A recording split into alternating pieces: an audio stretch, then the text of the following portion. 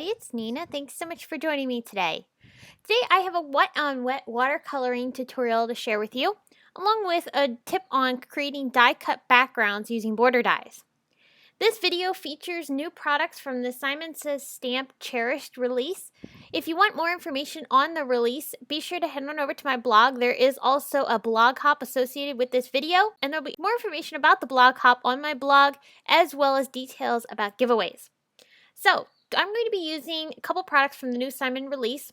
One of the products I'll be using is the Floral Sparkle Border Die, but I also want to show you there's a Floral Sparkle Wreath too, which is really cool. Both of these each feature the same design.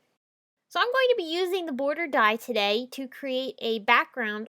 This is some ivory cardstock that I've cut down to an A2 sized card from Simon Says Stamp. I'm going to be using the border die to create a background on my card that features this beautiful die cut, almost lace-like appearance. Now I'm going to be shifting the die up and down across this panel, so I need to make sure that when I'm doing my die cutting, as I shift it up over the fold line of the card base, I want to make sure that my cutting plate does not go past that fold line. So that's going to allow the die to cut only on the areas that's inside the cutting plate, and everything on the outside, which is above the fold, is not going to cut. You can see that by doing the partial die cutting, we did not cut past that fold line, so the die cutting is only on the front of the card.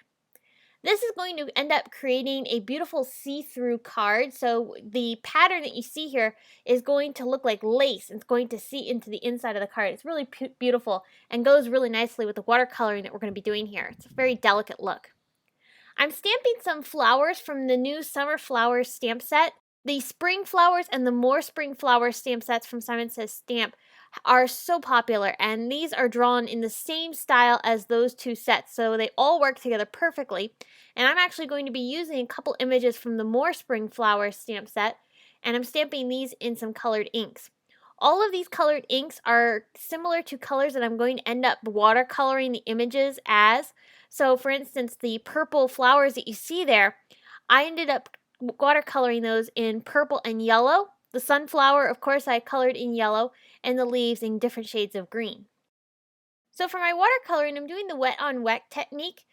For this, you need to apply a light layer of water over top of the area that you're going to be coloring in. This is going to allow the color that you place down on top of that wet area to move.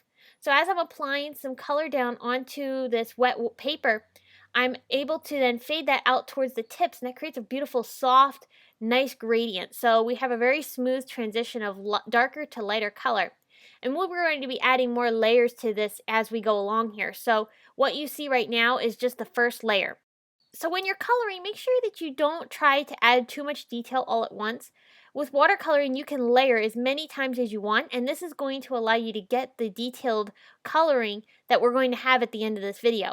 Watercoloring is so much fun to be able to see what happens when you layer colors on top of each other. And that's when watercolor really starts to shine, because it brings out the beautiful layers and the texture of the paper as we add additional layers on top of each other. I'm working on the leaves now. When I'm doing the wet on wet technique, I like to apply the paint to the areas that I want to be darkest. So then I take my wet brush and I fade out that area towards the lightest parts of the object. And that's going to give me that natural progression from light to dark and give me already a base of shading to work with. And of course, then that will then work in helping make it have a more detailed appearance as we add more layers in on top. I'm mixing colors here from my palette. The colors that I'm using are from Winsor & Newton's Cottonman Watercolors collection. There's a variety of different colors here, and I don't have them labeled. I know what colors I have, but I don't have them labeled as for which palette I was grabbing out of. So unfortunately, I don't know which exact colors that I used, but as you can see, I'm mixing colors too. So I'm ending up creating my own shades of different colors. So you can mix and match your colors and mix them to see what kinds of shades that you can achieve. I like doing that because it makes them very unique, and even when you're mixing between adding different layers on top of each other, you have different shades then of the different colors, and that gives more interest to your coloring, I think. I really like that. Here I'm working on a second layer for my sunflower. You can see I'm adding the color on top of the different areas that I want to be darkest, and then fading it out with a wet brush. This is no longer wet paper, this is dry, and I'm putting the paint on from my brush, and I'm putting it onto dry paper. So as I'm fading this out, that intensity from the color that we applied down is still staying. So it's not going to be quite as light as our first layer, and that's going to give us a more detailed appearance. Now I'm bringing in yet another layer of color. This time I'm going in with more of a brownish yellow, and I'm adding that to really deep areas that I want to be darkest, focusing mostly on the backmost petals. This is again going to give us more contrast between the different layers, and that's what's going to help our flower look more dimensional. And as I'm adding these colors on top of each other, I'm making sure not to go too far down the petal because I don't want to cover up entirely the color that I added previously on the first and second layers. Now for the center of the flower, I started off by applying a wash of brown over top of the center. Then I'm going to start bringing in some darker brown, more intense, and putting that along the edges and then fading that out towards the center. I'm not putting too smooth of a finish on that brown center because I want it to have a little bit more texture than the flower petals and the leaves. Here I'm bringing in some more green for the leaves. This time again I'm doing that same technique of where I added the wet paint onto dry paper and then fading it out with my brush. So just like I did for the sunflower, I'm going to end up adding 3 layers of color to the leaves, and I'm going to continue working with the dry paper and the wet paint, and that's going to give me more control over adding the details and the more intense shading. After I added the layers to my leaves, I'm working on adding detail to the center of the flower. I flattened my round brush and I'm going to use the flat end of it now and create little half moons on my flower using a reddish brown paint. Then with my brush barely damp, I'm just kind of going very lightly over top of those half moons and softening them. That's going to give my sunflower a lot of really nice texture, and it looks very realistic by doing this. So try seeing what you can do with just one brush. Here I colored all of these images with a round brush, but because I flattened that brush a little bit as I was ready to color, that gave the center of my flower a lot more of a different texture and appearance because of the shape of the brush. And again, I didn't need any other brushes. I used the same round brush that I have been using for the entire painting. So now I'm bringing in some brown paint and I'm going to start adding some texture on top of the paint that we already applied down to the outer ring of the sunflower. I'm making use of the fact that the area that I just painted that light brown onto, so that's going to allow the watercolor that I add on top, this really intense dark brown, to soften as I apply it down on top of that light brown. And it creates some really nice texture dots. I'm going to add another layer after that ring dries, this time with very intense color. I'm going to let it sit for just a second, and then I'm going to bring a rag, dry rag, and lift off the color. So it leaves some darker areas, but it also takes up some of that intense color. So it's still darker than the layers that we had underneath, but it's not quite as intense. And then I added one more layer of those brown dots, but this time I let those stay. Moving on to some of these leaves. For the leaves, I didn't get too detailed because they're going to be kind of tucked in and behind the flowers, so they're not going to be as noticeable and don't need to be quite as detailed as the flowers. I used emerald for the smaller leaves, and then for the larger leaves, I ended up using the same kind of greens that I used for the other leaves on the other paper. Now for these flowers that I stamped in the purple ink, I wanted to have some yellow tips on these, and that faded into purple.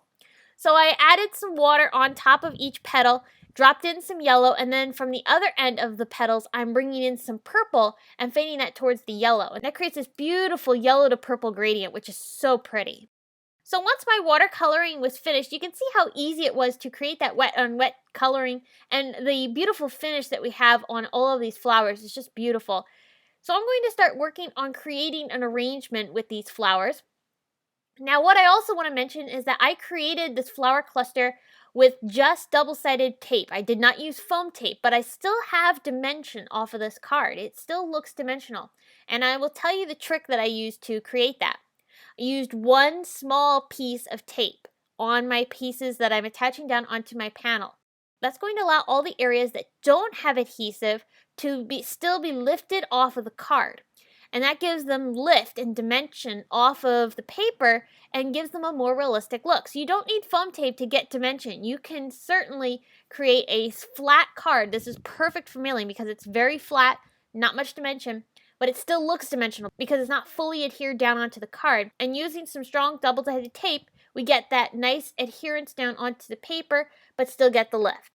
So while I was talking, I stamped one of the sentiments from Simon's Thankful Heart stamp set. This one says, "You're simply the best." I'm going to heat this up with my heat gun, and so that way I have a white embossed sentiment onto some brown cardstock. The brown draws out the nice brown tones that we have on the sunflower, and also goes with the natural feel of the card. I trimmed that down to a little sentiment banner.